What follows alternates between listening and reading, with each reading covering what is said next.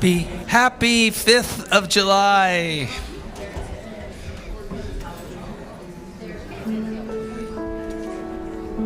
It's a joy to gather here at Unity of the Valley, a place where it doesn't matter what our beliefs are.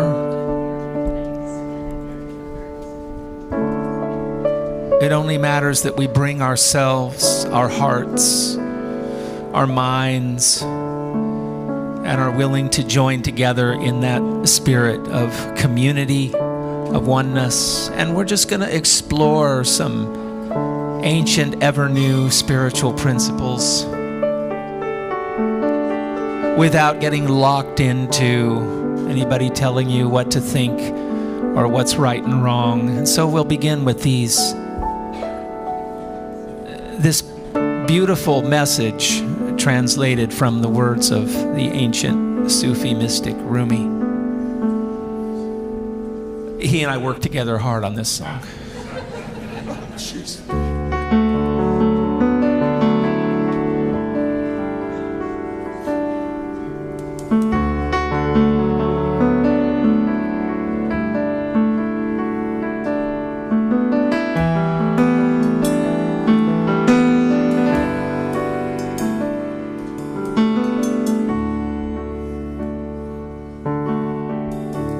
Sing the first line for you. Out beyond ideas of wrongdoing and right doing. Out beyond ideas of wrongdoing and right doing. There is a field. I will meet you there. There is a field.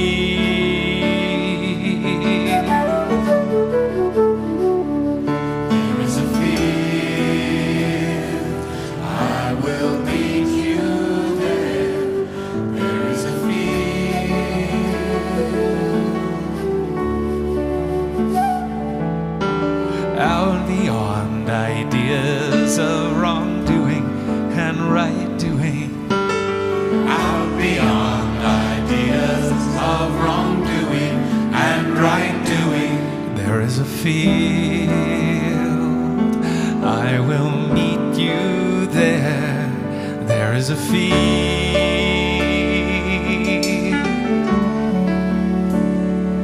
There is a field. I will meet you there.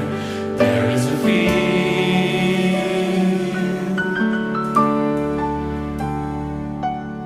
When the soul lies down in that grass, the world is too full to talk about, too full.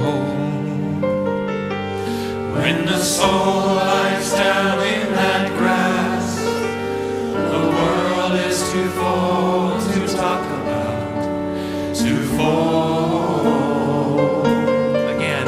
When the soul lies down in that grass, the world is too full to talk about, too full. Out beyond ideas of wrongdoing and right doing. Beyond ideas of wrongdoing and right doing. There is a field. I will meet you there. There is a field.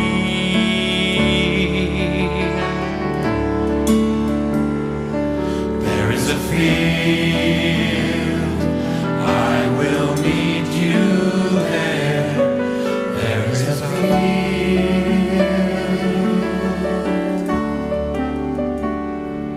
There is a field. I will meet you there.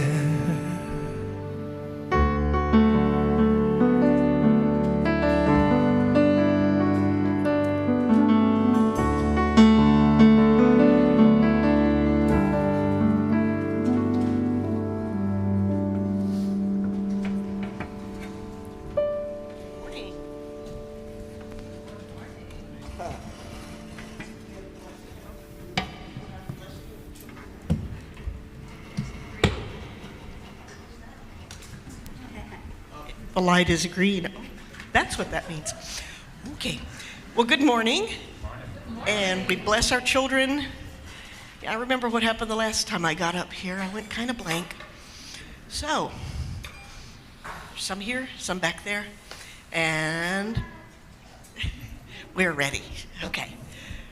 We bless you. We bless you. We see you. We see you. And we see the divine spark that's inside of every one of you. And we see the divine spark that's inside of every one of you. I got closer today. Thank you.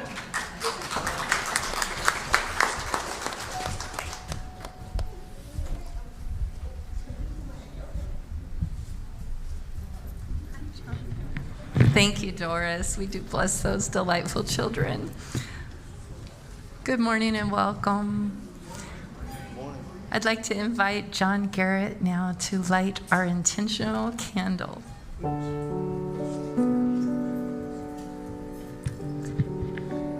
Just want to send out a hope for love and compassion in the world, a reminder that it's not us against them, but it's us against us, and that we need to find compassion and love for other people worldwide. Thank you.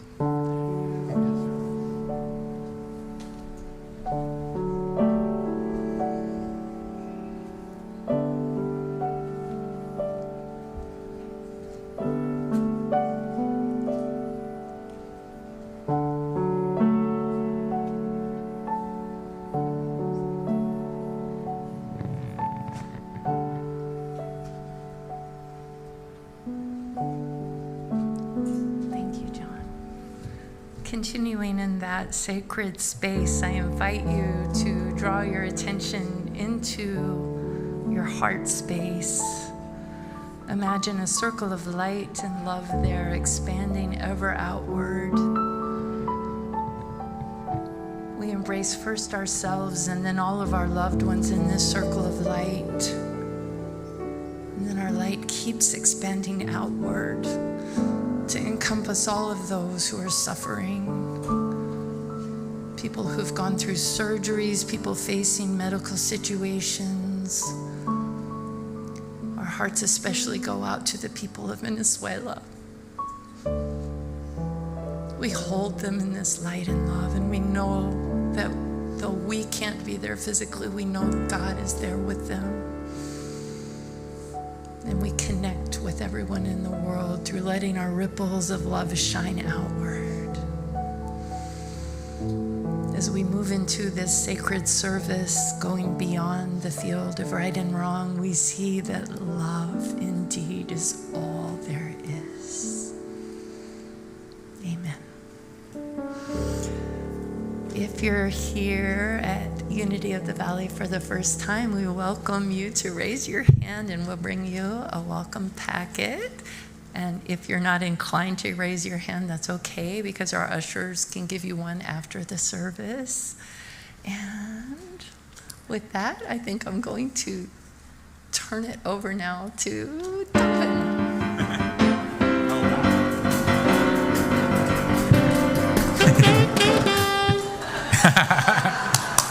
How about our band, huh?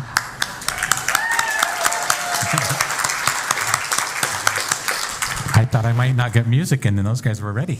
Hi, welcome to everyone, and welcome to those of you watching on our live streams. Our first one, as always, please make sure your cell phone is on silent mode so they don't ring during the service. If you're not sure, you can check real quick. Everyone's sure.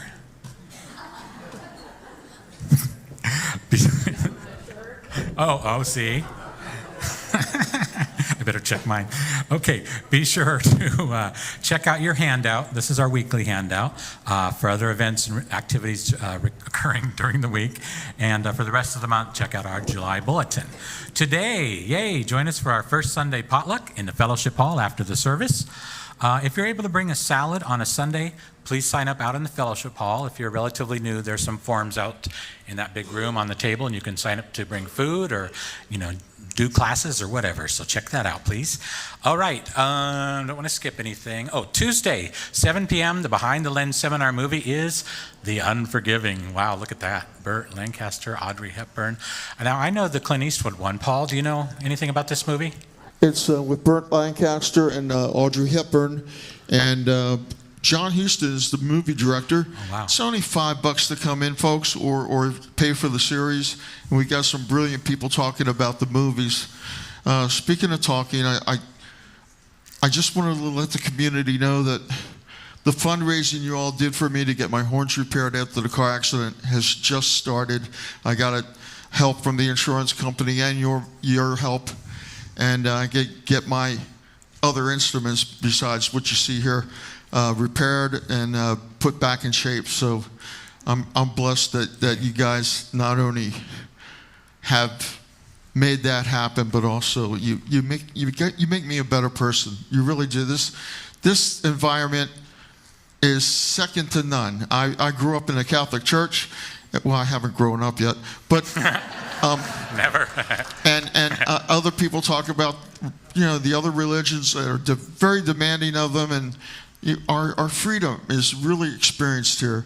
And just to be a good person is, I think, Unity's goal. So, and with that also in mind, things have gone up, prices of everything, and the church is a little bit behind on their money. So I know it's hard to give. You guys give so much, but anything else you can do to make that happen, and would be a blessing for the church and for all of us. And just a little reminder. He's got the tip jar up there if you can't see it. I'm kidding. Hey, why not? Okay, thank you, Paul. Let's see. So now we're on next Sunday for our PowerPoint person. Yep, there we go. Our message will be The Sovereignty of the Soul. What a cool title, with Reverend Sherry Lady. Oh, I'm looking forward to that. And then also next Sunday, Transform Anxiety into Calm, Stress into Strength, with Kathy Holt in the upstairs Fillmore wing. See page 8 of the July Bulletin for more info about this free and calming offering. And then the last one I have is upcoming Saturday, July 18th, 3 to 5 p.m., a YFM play date at Reverend Inga's. Gratitude for Abundance. This wonderful event is open to all ages. Contact Alice to sign up and for directions. So that's all I have. It's time to rise, stretch, get ready to sing. The melody of this is very simple. I'm going to teach it to you. It goes like this. Hear the wind blow through the window, calling my soul, come out. Try that. Hear the wind blow through the window, calling my soul, come out. And the chorus goes, let's change the words. It goes, so I open wide the door, walk upon the windy shore, knowing that my life is more than I dream. Let's try that. So I open wide the door, walk upon the windy shore, knowing that my life is more than I dream. Let's go to the top. Here we go. Hear the wind blow through the window, calling my soul, come out. Come out. Fill the small rooms, fill the dark rooms, calling my soul, come out. So I open wide the door, walk upon the windy shore, knowing that my life is more than I dream. Waves of love arise in me, sprays of joy collide with me. I am waking up to more than I dream. Hear the wind sing, hear the chimes ring, calling my soul, come out. Come out. From the sad tunes, from the old wounds, calling my soul, come out. So I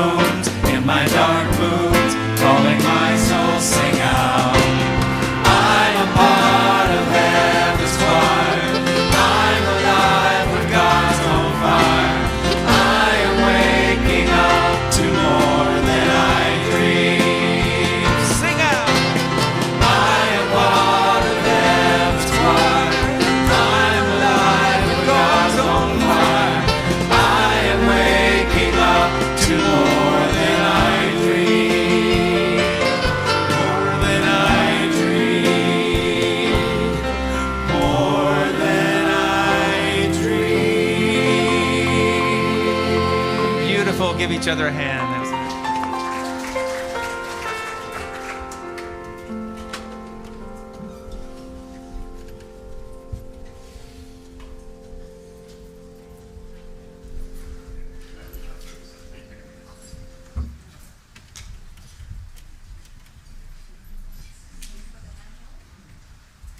That's all right. This is fine, I think. Everybody can hear me, right? Okay, great. Well, it's really great to see all of your beautiful faces out there this morning. And when I sang that part, I'm a part of heaven's choir. I just was like really touched by that this morning. You are such a beautiful choir to sing with. So let's get settled in, and we'll do a little bit of dropping inward to our soul center.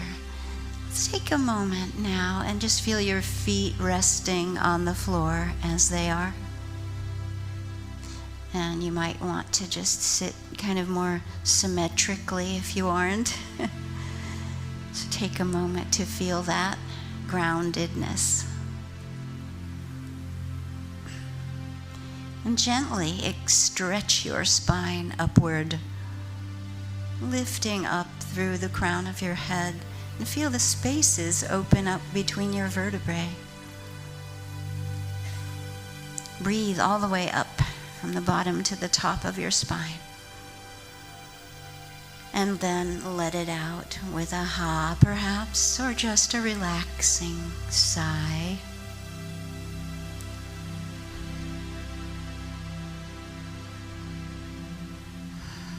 We'll start with our physical presence, because when we let ourselves become aware of our bodies, we can begin to quiet them, quiet that, and go into a deeper inner space.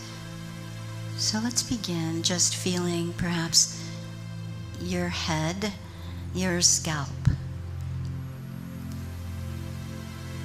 your face and cheeks, eyes resting, jaw relaxed.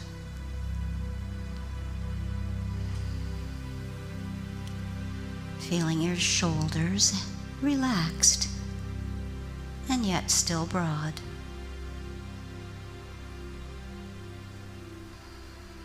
Let's bring our awareness to the breath as it gently reaches down into your belly. Maybe it's rising up from there as well as you finish a breath. And taking a few extra beats on the exhale so that you feel a good, satisfying inhale and a soft, slow exhale, letting go of any tension.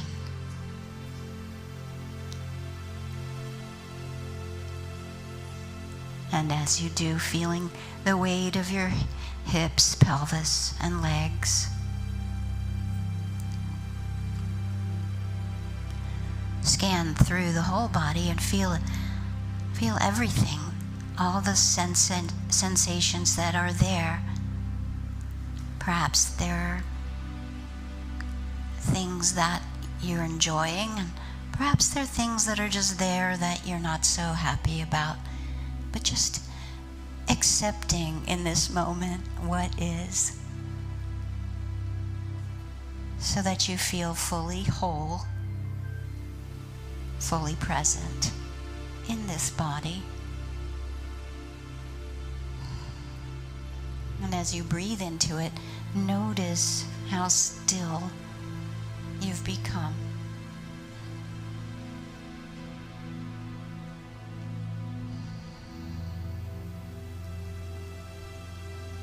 It's in this stillness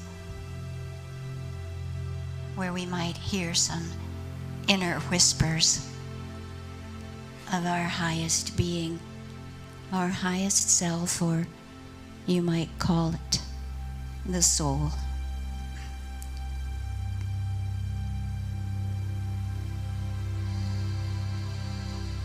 in this inner quiet.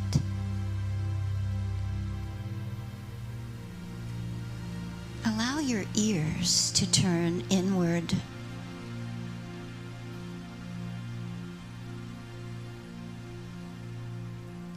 Allow your heart to be open. In this open space of the heart, sometimes you'll feel that presence or a soul whisper reaching out to your mind.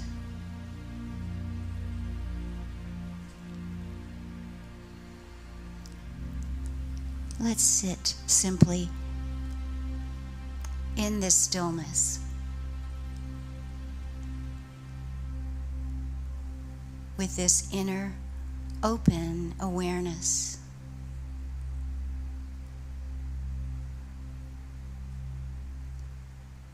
Allowing for whatever is and whatever comes.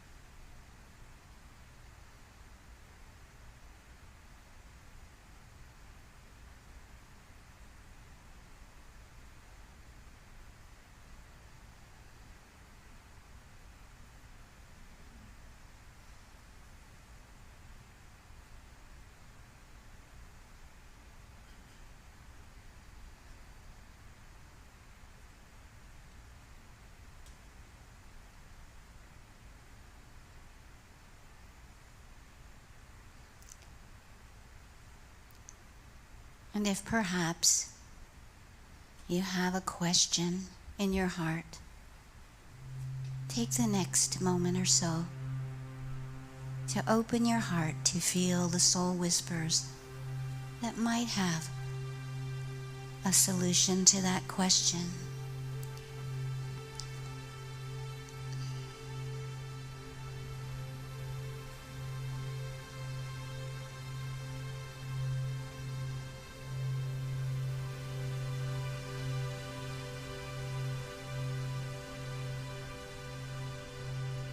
Don't look for words, just feeling tone.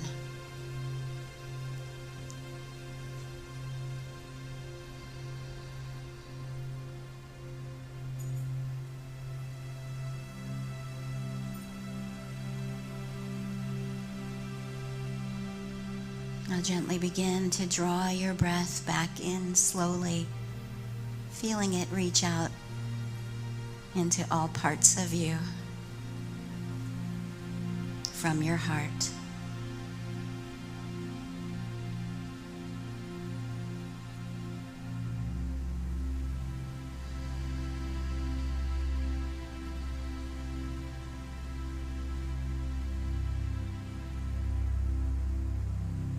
And when you feel ready,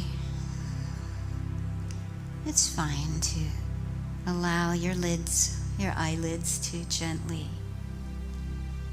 open up to this beautiful room and to the beautiful people that surround you.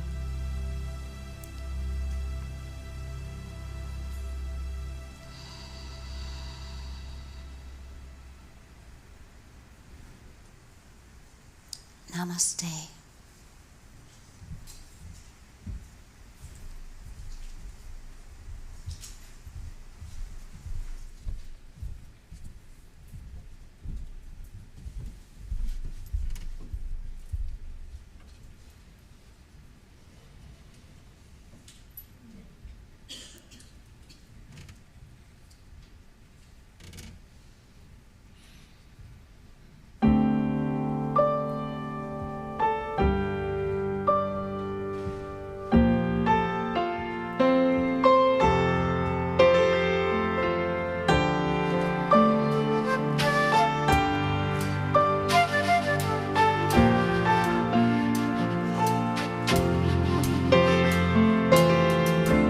take a moment just to stop the thinking I do of the future and the past. Time to leave behind the clock and click the cell phone off and breathe the air of peace at last. My soul whispers, oh please don't spend so long away from your heart.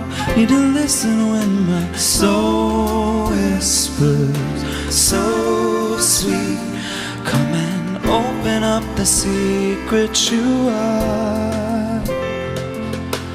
I can ride the world's commotion, up and down emotion, roller coasting all of the day. Takes my self-control to slow down, step off the merry-go-round, let the roar just fade away.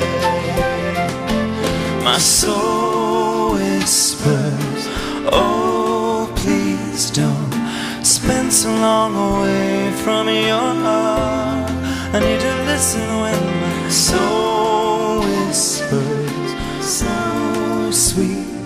Come and open up the secret you are.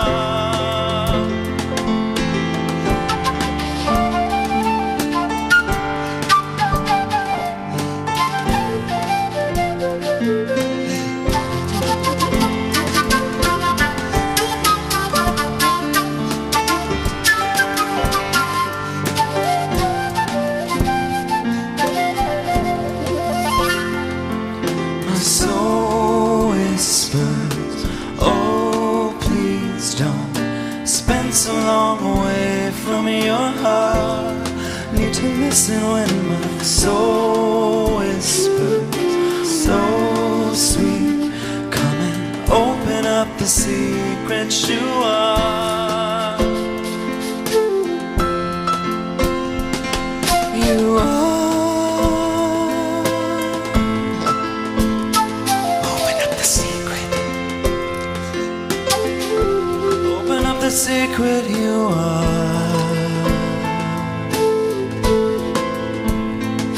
So I think I'll take a moment. Think I'll take a moment. Need to listen when I think I'll take a moment. I think I'll take a moment. Need to listen when I think I'll take a moment. I think I'll take a moment.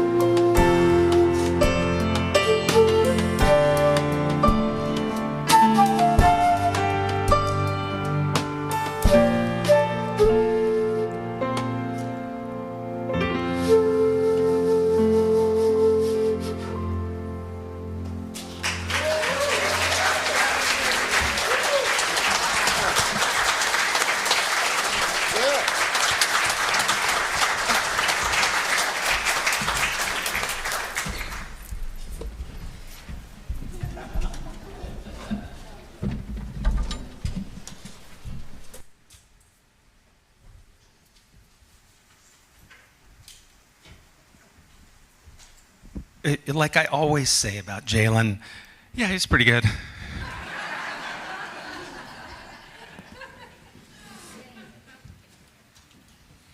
And that's from the heart.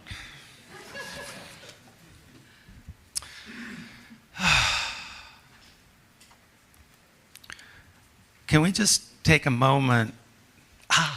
Thank you.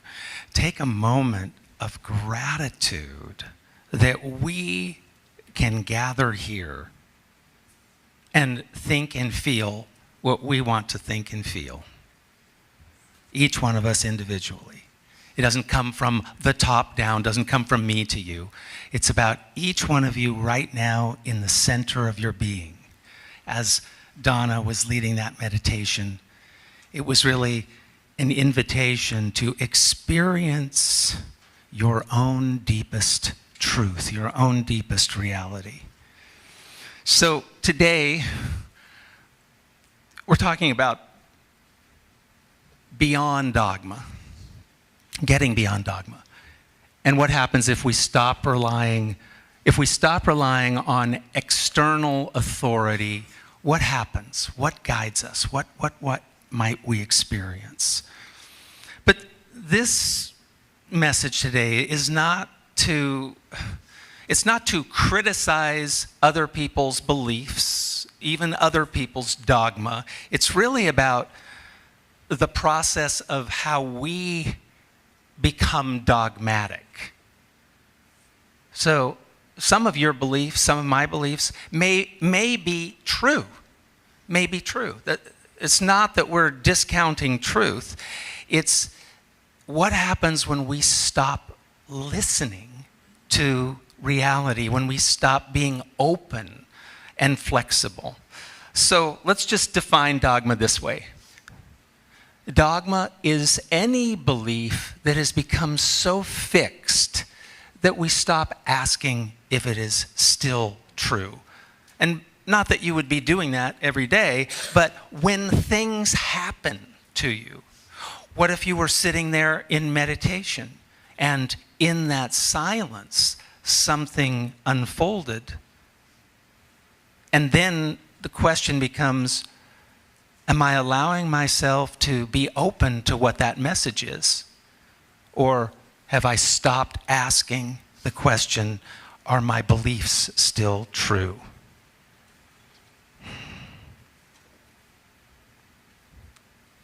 And a big reason that our beliefs get cemented is this, what I call the illusion of outside authority. And I'll just read what it says here. Our culture often treats science, experts, and systems, religious and otherwise, as gatekeepers, even for spiritual truths. But I'm going to focus a little bit on how. But science studies what's measurable, and our consciousness reveals meaning. And science really can't do that. You can't ask a scientist, what is the meaning of that? How important is that to my life? How do I translate that into my thoughts, feelings, and actions? That's something that each of us discovers. It's a process from the earliest age. It's amazing the laboratory that we are. Every little baby that you look at, just imagine that is an amazing laboratory going on there, right? Not just diaper-wise, but I mean, in terms of consciousness, the things that infant is absorbing every minute, every word, every energy that we're projecting around it. That consciousness is like, whoa. I guess my parents don't like politics. Whoa, whatever they're absorbing, it's such a sponge. That's what we're finding. The illusion of outside authority. I say that because the outside, the outer world, is very illusory. I mean, one of the things that we've learned from 20th century science is that whatever you're seeing out here isn't the true essence. You're seeing a surface appearance. And that holds true also for the words that people speak that we find so convincing.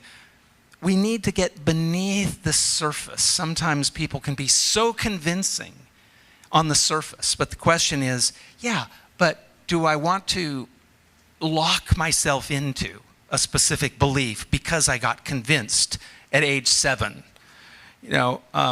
I got convinced very early that it made no sense to think that there was a God. Absolutely no sense. Do I see God? Do people's prayers automatically come true? No. And of course, my family didn't believe in God, so I was part of the team, part of the pack. And it just became part of my dogma. And what happened as a result is that I stopped listening. I allowed myself to be convinced by the outer illusion of authority of my family. I mean, as I look back, what are the odds that my parents had figured out the ultimate truth? I don't think so. What are the odds that I, at age 7, had figured out the ultimate truth, and it was now therefore time for me to shut down that belief, lock it up, that anybody who believed in God is believing in absurdities. Now, of course, I mean, I had a point to a certain degree, right? I mean, there's a lot of absurd things that we hear in the outer world. The whole description and discussion of religion can be just another example of the illusion of outside authority. I mean, somebody can stand up here in a robe and say, and God said. Gotcha, right? And then people go, oh, wow, that hit me right in the heart, and I felt it. So lock that up. I believe that. That's it. I'm going to defend that. That's my ground. And, and then as a child, I saw that happening to some degree and fought against that by creating my own secure space, which was, I am never going there. And here I am speaking in a church. Wow, what happened? So I want to tell you a little bit about my own dogma transition. And this just goes to this idea that there is something deeper than the outside authority. And in the Bible, there's this wonderful phrase, the still small voice, like Elijah on the mountain. So what happened to Elijah? Like Elijah on the mountain, we must learn to listen beyond the wind, earthquake, and fire. Truth rarely shouts, it invites. So there's this wonderful passage where God supposedly, in this story, tells Elijah to go up on the mountain, and then there will be a message, and there was wind. But the message is God was not in the wind. And there's a storm, and there's lightning, but God was not in the lightning and the storm. And there was an earthquake, but God was not in that earthquake. And the ultimate message was, God came in a still, small voice. And that's why we do and teach meditation, because it takes us away from the storms of this outer world, the storms on the internet and the TV, and the rocket's red glare, in the still small voice. So what happened to me, and I decided to do this thing. Anybody else here experimenting with AI occasionally? Raise your hand. Anybody? Let's see. AI people, and some of you are afraid to admit it. Okay, so initially it was Google. It was like when Google came out and those kind of search things, and you went, or I went, oh my gosh, I can just ask any question. I never could as a youth. I can just ask any question.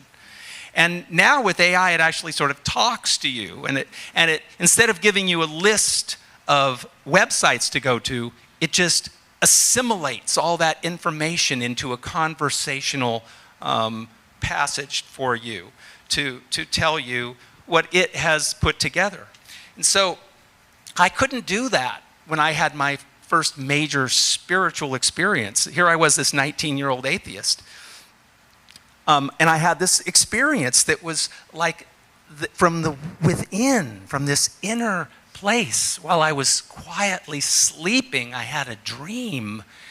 And so I did this experiment just this morning. I wrote down to artificial, the most powerful one, the one that our president was afraid to release to the world. Anybody know what it's called? I think it's called Fable. And that's kind of like an interesting name, but it's so powerful that our government did not want it released. And finally they said, okay, we're okay with it being released. So I got on the most powerful artificial intelligence this morning, and I explained to it what I went through at age 19 so that it could assimilate the knowledge that I couldn't have asked at 19, because I had no idea what happened to me. So here's what I wrote. When I was 19 years old, I had grown up an atheist, and so I had no spiritual concepts or beliefs, although I had always yearned to know the truth of life. And in my earliest memories, I would sometimes feel an expansive love for all things and sense that I had a wondrous destiny. But as a committed atheist at 19, one night I had a dream where I was sitting on sand dunes by the ocean during a beautiful sunset with other people, and we were all singing some kind of musical tones I wasn't familiar with. It felt like pure ecstatic love was flowing out of my chest. It viscerally felt like a honey-like substance was oozing out of my heart, and it was the most wonderful, ecstatic feeling I had ever experienced. The dream went on to an even greater state of ecstasy, but I will stop there and ask, is there anything that relates to this in history? Can you find any historical relationship to this? And it says, AI Fable says, what you're describing lands with remarkable precision on several well-documented motifs in contemplative literature, some of them so specific that mystics coined technical vocabulary for them. The honey-like substance flowing from the chest is the most striking. In yogic literature, this is Amrita, the nectar of immortality, described in the Hatha Yoga Pradipika and countless tantric texts as a sweet, viscous substance experienced as literally oozing in the body during states of awakening, often associated with the heart center. The Christian mystical tradition has an almost eerie parallel. In Richard Rowley, the 14th century English hermit who described his spiritual awakening in terms of heat, song, and sweetness, he reported spontaneously hearing and joining celestial song with a physical sensation of sweetness pouring from his breast. Teresa of Avila's transverberation, the heart pierced and flooded with ecstatic love, belongs to the same family. And then it says, what you dreamed, sacred sounds made communally with voices as a technology for opening the heart, is arguably older and more universal. In India, this is the kirtan or bhajan tradition, congregational chanting as the central practice of bhakti yoga, of unfolding our divine love. Every tradition seems to have discovered independently that sustained communal tone, let's om together, om. Sustained communal tone does something to the chest that speech and even solo song do not. The detail that the tones were unfamiliar to you fits this too. Much sacred chanting isn't in language at all. It's in, a lot of it is in Sanskrit bij or seed syllables like om, hrim, shrim, carry no dictionary meaning. They're treated as pure vibration whose function is physiological and spiritual rather than semantic. Someone raised atheist in America would have had no reference for that kind of vocalization in the 1970s or whenever this was. It was actually 1983 when it happened. Wordless sustained tones sung by a group would register as exactly what you called them, some kind of musical tones you weren't familiar with. And then it goes on, it says, well, I think there's one more page. Where are you? Here it is. Even the setting and circumstances fit recognized historical patterns. The dream as a vehicle for spiritual initiation is a formal category in Indian tradition and appears in Tibetan dream yoga, where the dream state is treated as a privileged doorway to realization, precisely because the conceptual mind, defenses, and dogmas are down. What is suggestive for a committed 19-year-old atheist is the waking mind held no framework for this, so it arrived through one door that wasn't guarded, in sleep. What's notable is that you had no exposure to any of this vocabulary at the time, yet the experience matches the phenomenology across Hindu, Christian, and Sufi sources, traditions with no contact with each other when these reports were written. Laura recently quoted from William James. It says that cross-cultural convergence is exactly what scholars like Evelyn Underhill and William James found so compelling about mystical experience. Whatever one concludes about its ultimate nature, your dream sits squarely inside a very old and very consistent human record. I'm curious, what came after you stopped at the threshold of the greater ecstasy? So, and that's where I go, okay, AI, that's all I need from you. Just settle down now. So, my point about this is not that I'm special. I mean, what I experienced is pointing to something that's more common than toe jam. I don't know why that word came to me today. Because this love, this light, this power, this vibration is inside every one of us. That's the point. It's just that each one of us has this point when, for whatever reason, the door is ready to open. And I really think this is pointing to it. It's pointing to it, isn't it? It's like taking the time to look at how we have locked in to a certain framework. And it's fun, isn't it? It's fun to stand on certain beliefs and go, I know such and such is going to happen. Or I know that what you're saying isn't true, so I'm going to ignore all the most trustworthy people. It was so fun for me. I didn't have AI, I didn't have Google back then, but four years later, after I had that dream, somebody introduced me to this book, Autobiography of a Yogi. And I found in it this passage where he said, his guru hit him on the heart, and immediately his consciousness expanded. And he said he was expanded out throughout the universe. And in this one place of describing it, he writes, I cognized the center of all this empyrean as a point of intuitive perception in my heart. Irradiating splendor issued from my nucleus to every part of the universal structure. Blissful Amrita, the nectar of immortality, pulsed through me with a quick silver fluidity.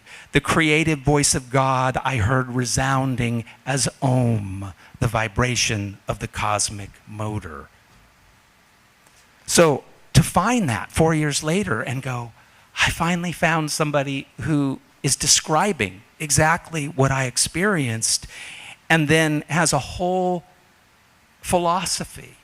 But that philosophy at Unity, it's so critical. I love the fact that Charles Fillmore said, he's very famous in one respect for saying that, I reserve the right to change my mind. I love that because it means he's going to stay open. And so here is something that we can do. We can look at, to live beyond dogma, we can, and drama too, we can question what may be limiting. Where have we set up a wall of such absolute firm belief that we just aren't interested in any evidence around us? If I had held to my dogma, I would have looked at this book and said, I don't care that it's changed millions of people's lives because I know the truth. I figured it out when I was 7.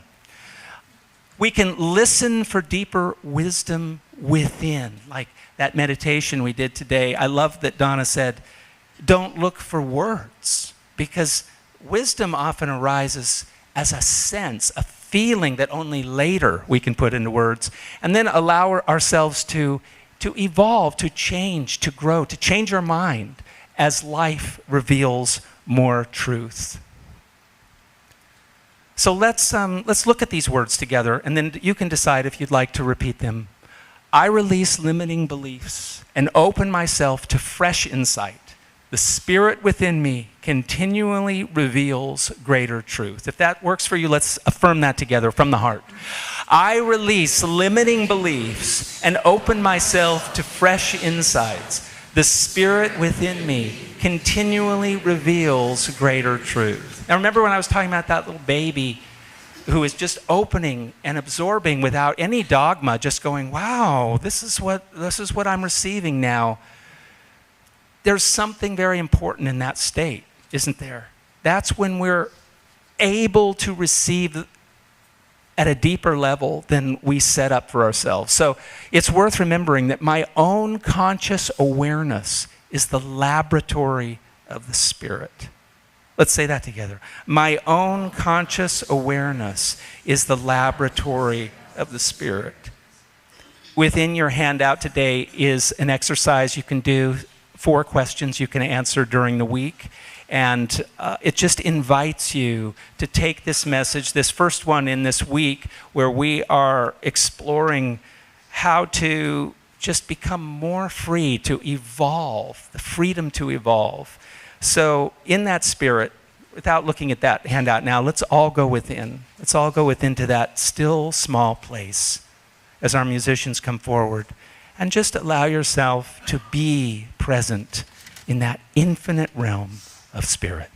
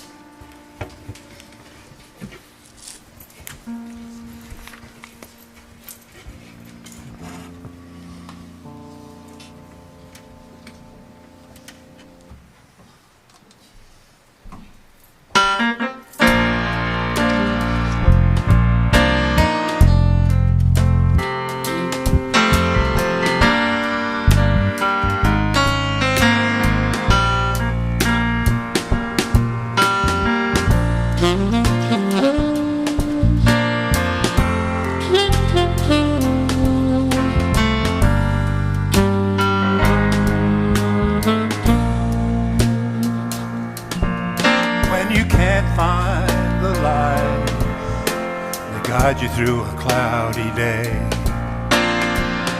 when the stars ain't shining bright, you feel like you lost your way.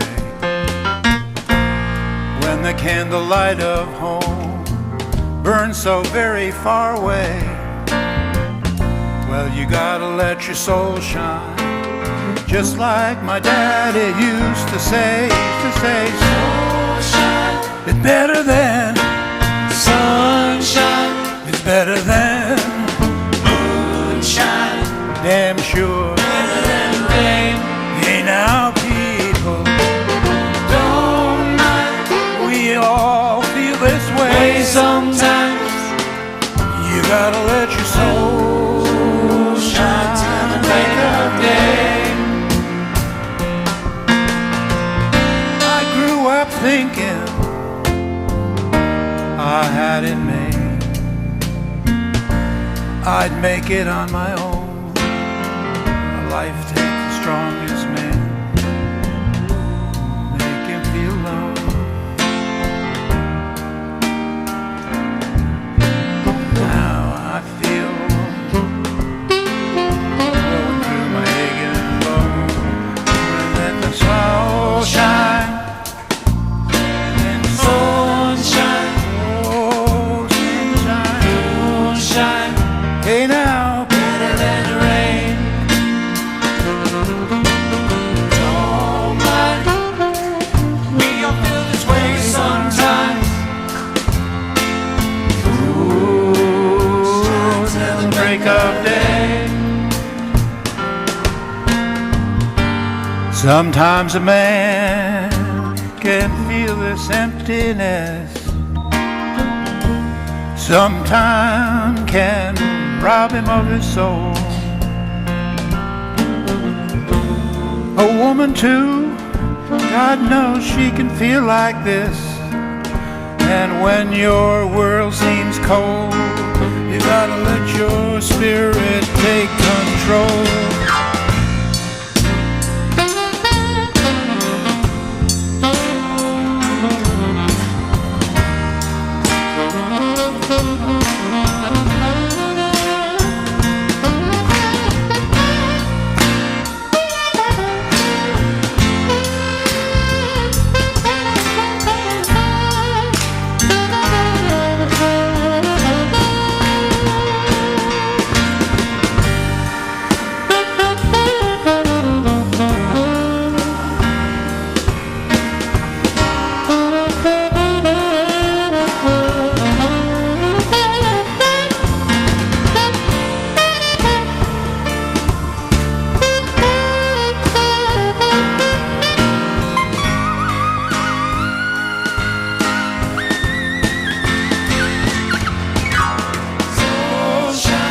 It's better than sunshine. Oh, better than the moonshine. Damn sure. Better than rain. Hey, now people don't mind. We all feel this way sometimes. You gotta let your shine till the break of day. So shine. It's better than the moonshine. It's damn sure better than the rain. Hey, now don't mind. We all feel the way sometimes. You gotta let your soul shine till the break of day. Oh, it's a better than sunshine. Whoa, better than the moonshine. Damn sure. Better than the rain. Whoa, people now.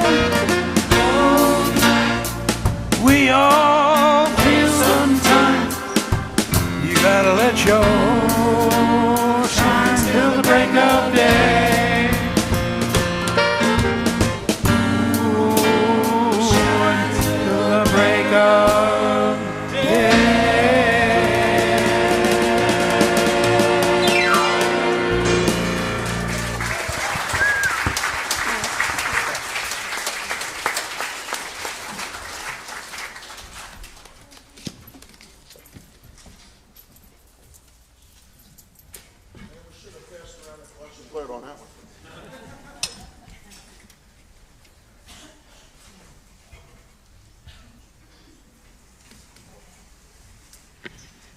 I'm Ed Van Sciver, member of your Board of Trustees, currently serving as treasurer.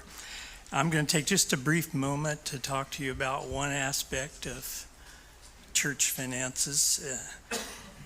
Paul slipped in a nice little pep talk for giving. I'm not going to do more of that. Good job, Paul. What I'm going to talk about is bumps in the road, unevenness in our income. This is summer, and sometimes we like to get out of town, go someplace beautiful. That's great.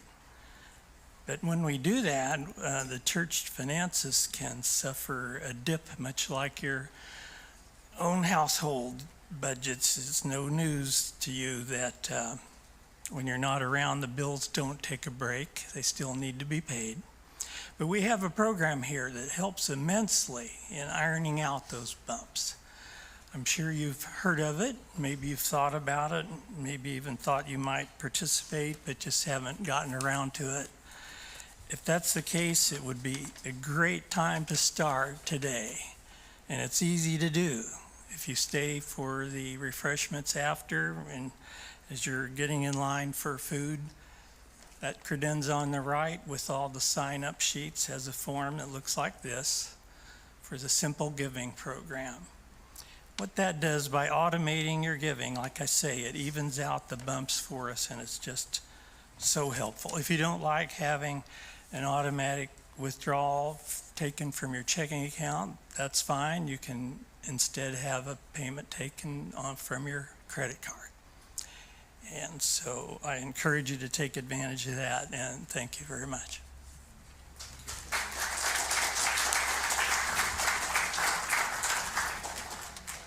Well, let's join together in saying our offering blessing. Divine love through me blesses and multiplies all that I have, all that I give, and all that I receive. I give in love, and I trust God. And as we prepare our gifts, we will share this song with you.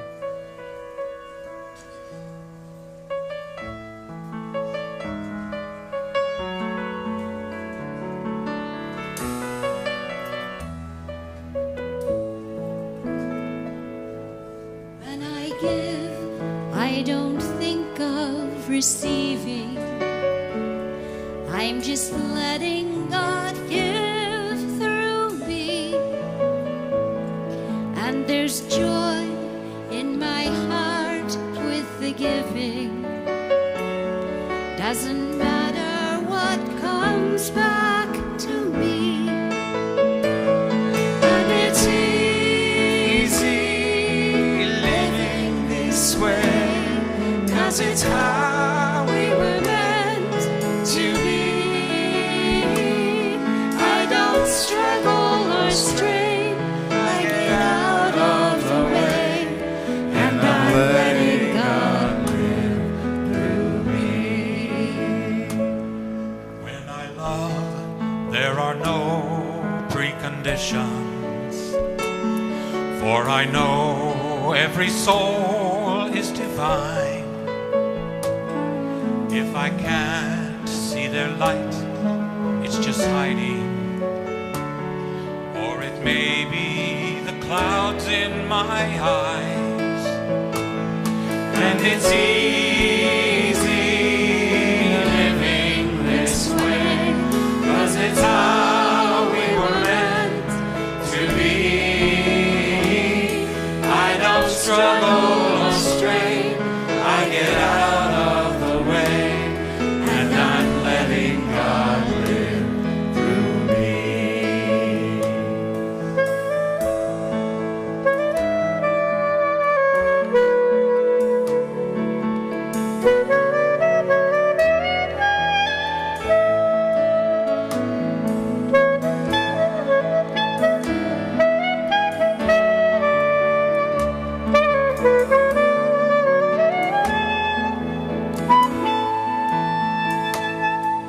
As I live, I see ever more clearly that I'm part of a grand design, and the secret of finding my own way is to know that God's life is mine. And it's easy living this way, 'cause it's how we were meant to be. I don't struggle or strain, I get out of the way, and I'm letting God live through me. And it's easy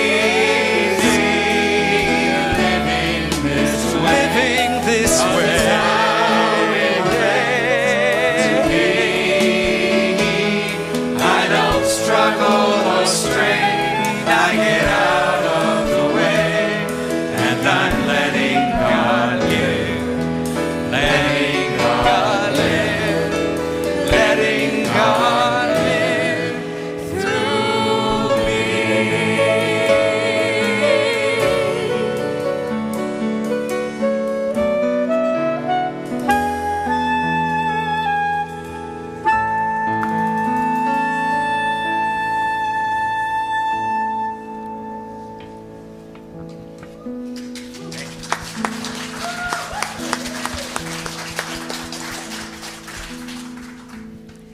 With a heart full of gratitude for what we've experienced here this morning, let us bless these gifts and know that this abundant universe will provide our needs and beyond.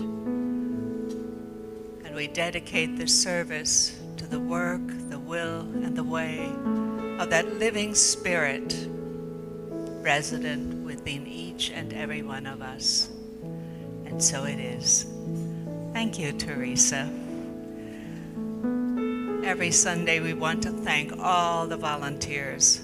Most of you are volunteers, and not only in one way, but in several ways. You show up with many hats. But there are a couple of people I wanted to thank in particular. Those beautiful flowers, as always, come from Bev, and you know what's growing in our garden. Beautiful dahlias. Thank you, Bev. Joe Schechter provided us with copies of this fantastic senior resource guide. If you don't already have one, I encourage you to get one. Thank you, Joe, for helping us with that and for your generosity. And in case you didn't notice, 3 of the songs in today's service were written by very own John.